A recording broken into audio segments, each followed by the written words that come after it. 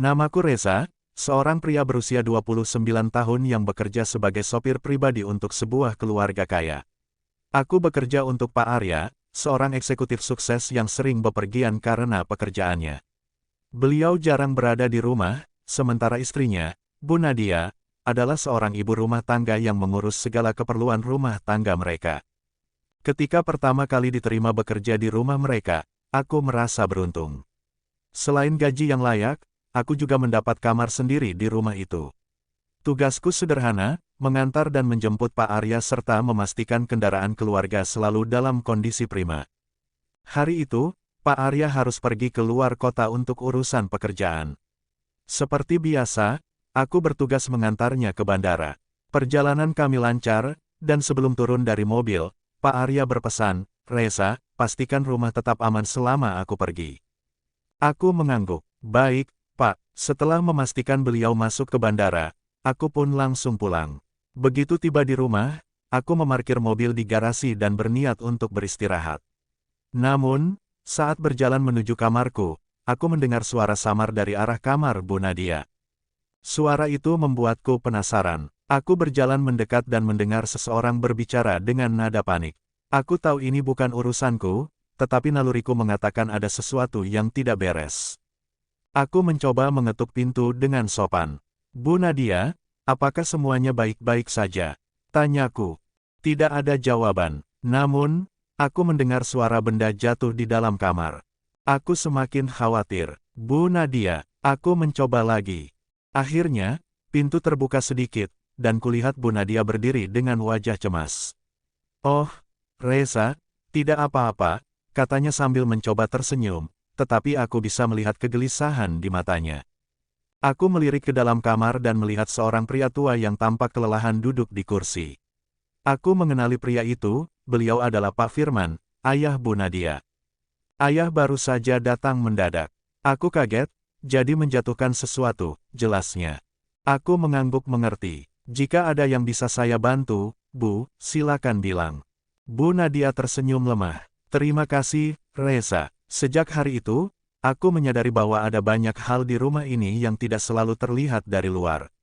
Aku belajar bahwa kepercayaan adalah hal yang penting, dan terkadang, seorang sopir bukan hanya sekadar pekerja, tetapi juga bagian dari keluarga yang harus menjaga kehormatan majikannya.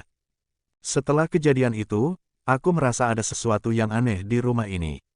Aku bukan tipe orang yang suka ikut campur urusan majikan, tapi naluriku mengatakan bahwa ada sesuatu yang sedang disembunyikan oleh Bu Nadia. Hari-hari berlalu seperti biasa. Aku tetap menjalankan tugasku sebagai sopir, memastikan kendaraan selalu dalam kondisi baik, dan mengantar Bu Nadia jika ia membutuhkan. Namun, sejak kedatangan Pak Firman, suasana rumah ini terasa berbeda.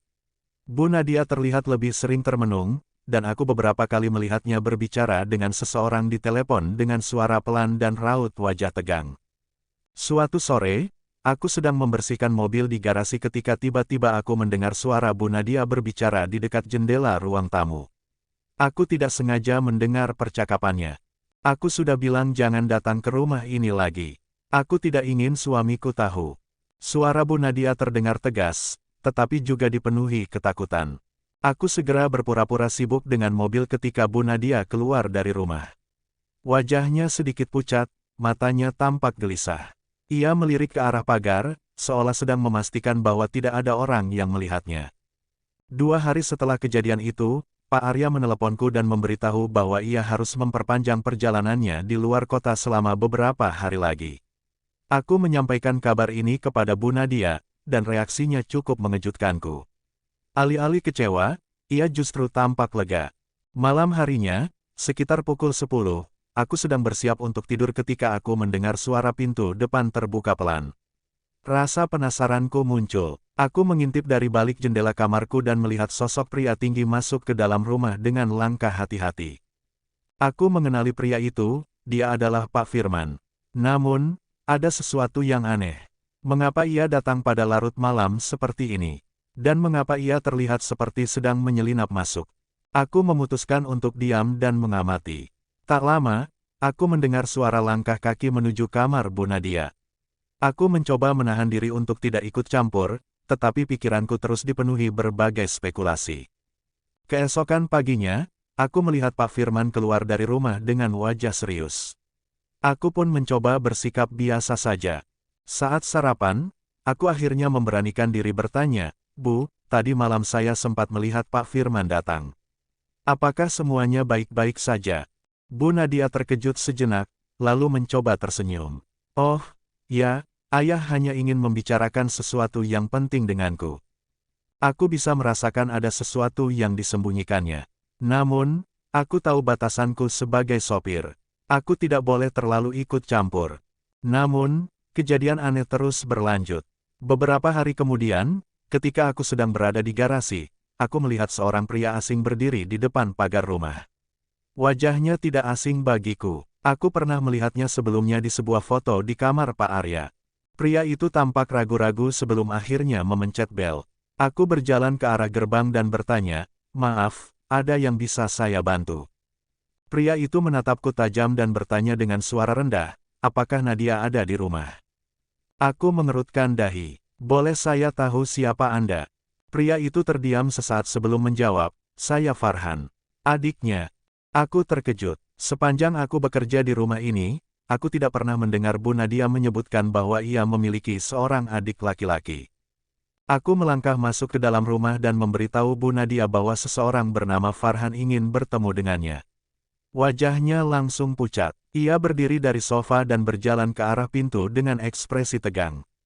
Aku sengaja tetap berada di dekat pintu, pura-pura sibuk dengan ponselku, tetapi diam-diam mendengarkan percakapan mereka. "Apa yang kau lakukan di sini?" tanya Bu Nadia dengan nada bergetar. "Kak, aku tidak punya pilihan. Aku butuh bantuanmu. Mereka masih mencariku," kata Farhan dengan suara lirih. "Aku sudah bilang, aku tidak bisa membantumu lagi. Kau harus pergi sebelum Arya tahu." Aku mulai menyadari bahwa ada rahasia besar yang disembunyikan Bu Nadia. Apa yang sebenarnya terjadi di antara mereka? Dan siapa mereka yang sedang mencari Farhan? Aku tahu ini bukan urusanku, tetapi aku merasa sesuatu yang berbahaya sedang terjadi di rumah ini. Dan aku harus mencari tahu sebelum semuanya terlambat.